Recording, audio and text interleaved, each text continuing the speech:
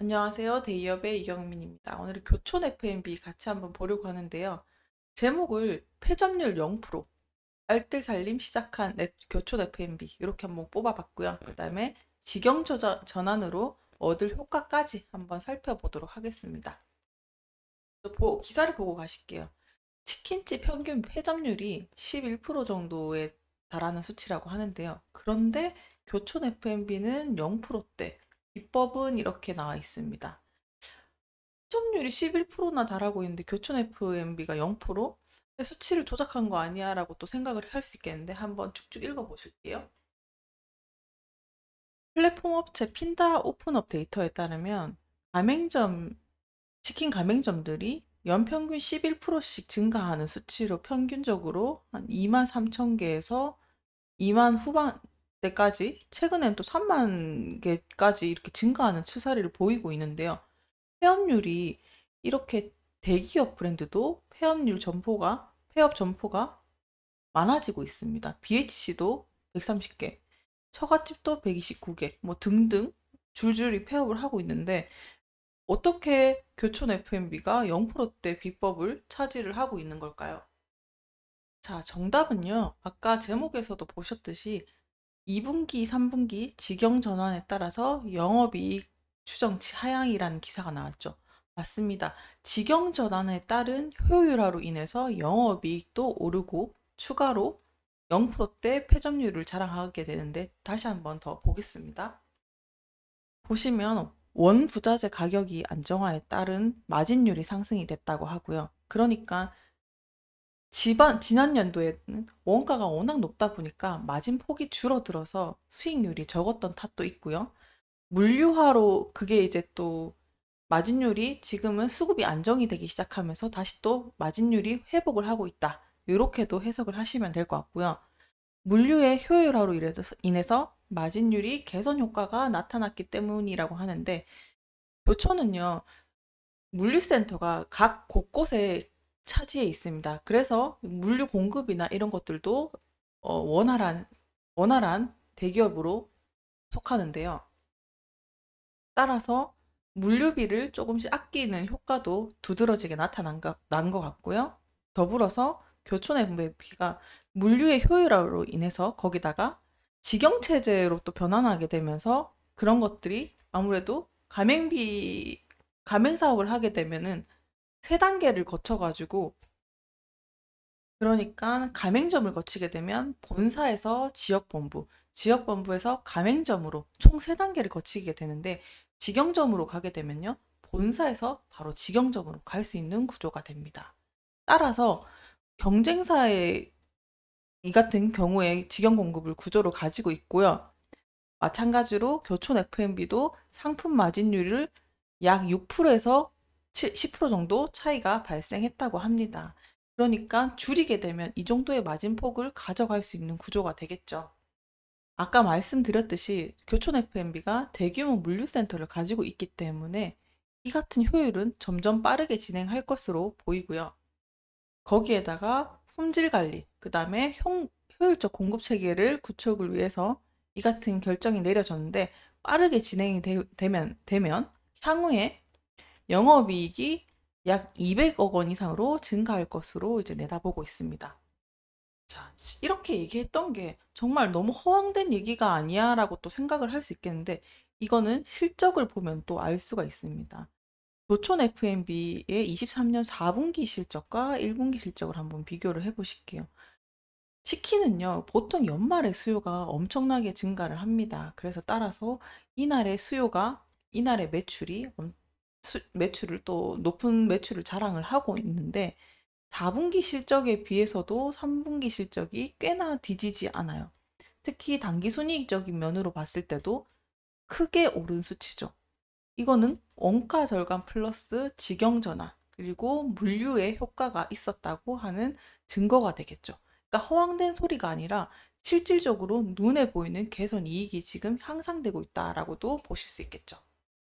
추가로 덧붙여서 말하면 이 물류의 효과가 얼마나 대단하길래 라고 또 생각이 들 수 있는데 조금 더 설명을 덧붙이게 되면요. 이 직영 매장을 운영을 하게 되면 중앙에서 모든 것을 컨트롤할 수 있게 됩니다. 따라서 재고 관리나 주문 처리, 그 다음에 배송 일정을 모두 컨트롤할 수 있기 때문에 엄청나게 효율적으로 인력 낭비나 시간 낭비가 없어지는 형태가 되는 거겠죠.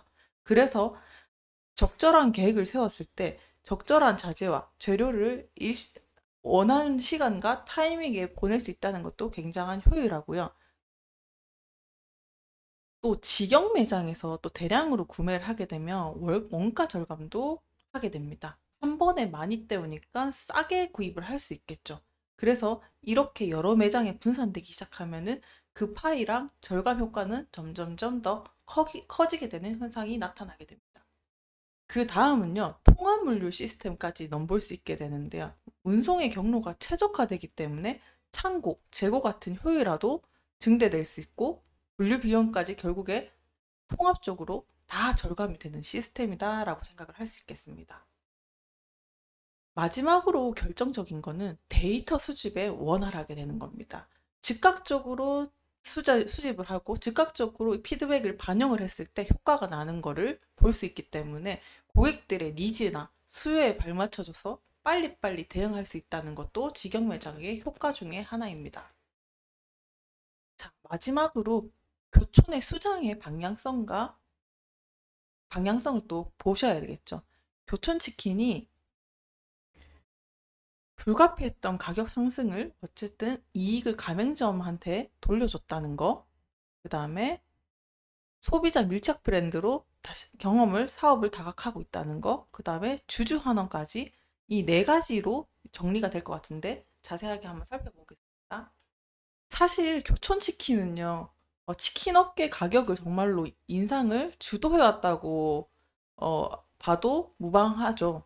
그러니까 교촌이 항상 올렸기 때문에 나머지 치킨 가격도 따라 오르게 되면서 소비자들의 원성을 많이 샀던 브랜드이기도 합니다.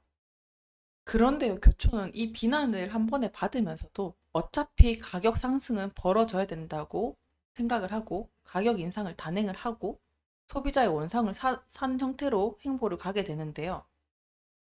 이 같은 이유는 여기서 드러나게 됩니다. 교촌이 택한 방법이 매출 원가율을 낮춰가지고 영업이익을 개선하는 방식이었습니다.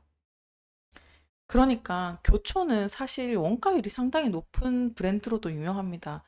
위에 보시면 타사의 부분육 비중은 10%대, 15%대에 비해서 교촌은요, 원가율이 77%에서 86%까지니까 그러니까 판매가에 이 정도 되는 수치가 원가율로 차지하게 되면은 정말 박리담배가 아닌 이상은 점주가 죽어나는 구조로 갈 수밖에 없었는데요. 그래서 교촌도 원부자재 공급가를 계속 동결을 하고 있다가 가격을 올리게 됩니다. 그러니까 가격을 올려서 그 마진을 많이 가져가겠다. 그리고 점주한테 돌아갈 수 있도록 구조를 짜게 된 겁니다.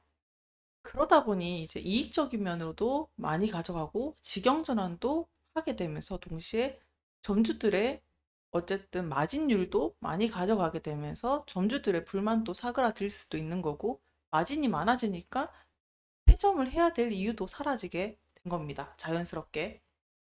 거기다가 교촌 F&B가 가는 행보는요, 인건비도 또 줄이려고 노력을 하고 있습니다. MOU를 통해 가지고 협동 로보틱임을 통해서 이제 인건비를 절감을 또 노력을 하고 있고요. 무인 주문이나 요즘에 다 하고 있죠. 이런 판매 데이터를 일괄적으로 처리하는 시스템까지 같이 개발하면서 효율화에 앞장서고 있습니다. 거기다가 제가 가장 높게 보고 싶은 부분은 이 부분인데요. 바로 교촌 F&B가 주주 친화적인 배당 정책을 마련을 하게 된 겁니다. 권 회장이 21년도에 있었던 일이 6월 전국의 가맹점주에게 총 100억 원의 상당의 주식을 증여를 했었고요. 그다음에 운영 기간에 따라서 200에서 600주까지 이런 식으로 가맹점주들한테 환원하는 식으로 돌려드린 겁니다. 그렇게 되면요, 주주 입장이나 점주들 입장에서는 이 기업이 돈을 벌어서 다 선순환으로 같이 나눠주고 상생의 길로 같이 가는구나라고도 읽혀지면서 점주에게도 좋은 인식을 주고 주주들에게도 좋은 인식을 제고시키는 선순환을 마련하게 되는 겁니다. 이렇게 해서요, 교촌이 가고 있는 기업 이미지와 비록 브랜드 이미지가 제대로 개선이 되고 있는 것으로 보이는데 이렇게 주가 개선과 브랜드 이미지가 두 마리 토끼를 잡는 식으로 교촌의 F&B의 행보가 정말 선순환 작용을 계속 이어가는 것 같습니다. 자, 우리가 교촌 F&B라고 막연히 생각했을 때는 속된 말로 약간 양아치 이미지, 가격 올리는 브랜드 이렇게 생각했을 수도 있는데요.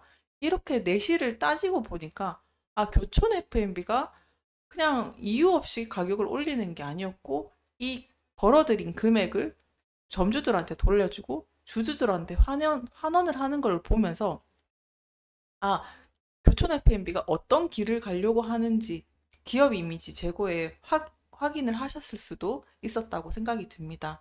이렇게 기업 분석을 하시면서 기업의 방향성이나 어떻게 기업들이 돈을 돌려드리고 환원시키고 하고 있는지도 보는 걸 굉장히 중요하다고 생각이 드는데요. 오늘 교촌 F&B를 보면서 새로운 시각과 새로운 방향성을 얻어가는 시간이 되셨길 바라겠습니다. 감사합니다.